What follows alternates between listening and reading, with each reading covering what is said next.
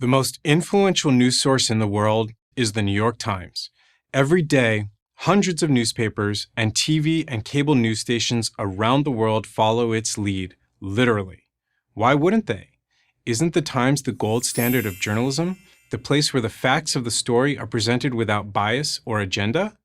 Actually, the answer is no. When it comes to episodes of major historical significance, the New York Times has routinely failed to provide the public with unbiased journalism. Instead, it has chosen to manufacture false narratives, often with catastrophic consequences. It has done this in service of its own financial and ideological interests. This goes back at least to 1932. That year, there was a terrible famine in the Ukraine. Between 5 and 7 million Ukrainians starved to death. The disaster had nothing to do with bad weather and everything to do with the ruthless regime of the Soviet dictator Joseph Stalin. Walter Duranty, the Times foreign correspondent in Moscow, knew all of this and covered it up. In fact, his reports flatly denied there was any famine at all. The American media took its lead from the Times star reporter.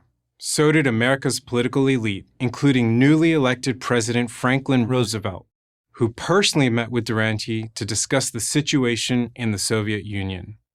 Duranty had another admirer, Joseph Stalin. The brutal tyrant had nothing but praise for the New York Times man. "You've done a good job in your reporting of the USSR because you tried to tell the truth about our country." Had Duranty exposed the facts about Stalin and the famine, the American people would have better understood the true nature of the Soviet Union. Instead, many were fooled. When it came to reporting on the persecution of Jews in Germany leading up to World War II, the Times was even worse. Initially, the paper refused to publish reports on the concentration camps. And when it finally did, those reports were relegated to the back pages. Again, the Times set the tone for the rest of the American media. If the Times didn't think the genocide of the Jews was a major story, it must not be one. In 1957, the Times flipped this script. It took a minor story, a rebellion in Cuba, and turned it into a major one. In the process, it helped destroy an entire country. New York Times reporter Herbert Matthews tracked down an all-but defeated rebel named Fidel Castro at his mountain hideout. From this interview came a flurry of front-page New York Times articles hailing Castro as Cuba's democratic savior. The Times transformed the down-and-out Marxist revolutionary into an international sensation. It is not an exaggeration to say that the Times made Castro. Without its assistance, the Cuban Revolution would have almost certainly failed. A very similar phenomenon played out a few years later in Southeast Asia. This time, instead of making a hero out of a villain, the Times made a villain out of a hero. With the paper's blessing, a brash young Times reporter, David Halberstam, decided that South Vietnamese elected leader Ngo Dinh Diem was a murderous madman. Caught up in the prevailing leftist notion that the American war effort was immoral and that the North Vietnamese communists were the real freedom fighters, Halberstam wrote piece after piece designed to bring down Diem. The one that did it was his reporting that the Diem government had massacred 30 Buddhist monks who were protesting Diem's policies. Only it didn't happen. Halberstam manufactured it out of whole cloth, basing it on anonymous sources and rumors.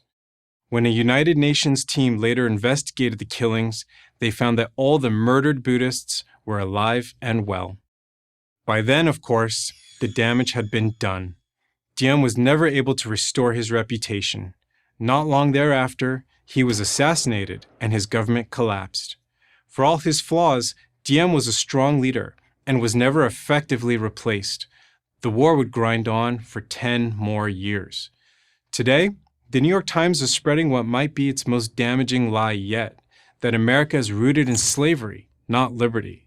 This is the theme behind its 1619 project. Historians across the board, from left to right, have debunked the report's core claims. But far from rectifying the situation, the Times has doubled down, lobbying school districts around the country to replace their history curricula with the 1619 Project's brazen slanders. I've only given you a few examples of the Times' egregious behavior. You'll find many more in my book, The Gray Lady Winked: How the New York Times' Misreporting, Distortions, and Fabrications Radically Alter History. The most influential newspaper in the world doesn't deserve your trust. That it pretends to be objective just adds to its dishonesty. The New York Times pursues its own agenda, not the truth. Time to get wise to it. I'm Ashley Rindsberg, investigative journalist for Prager University.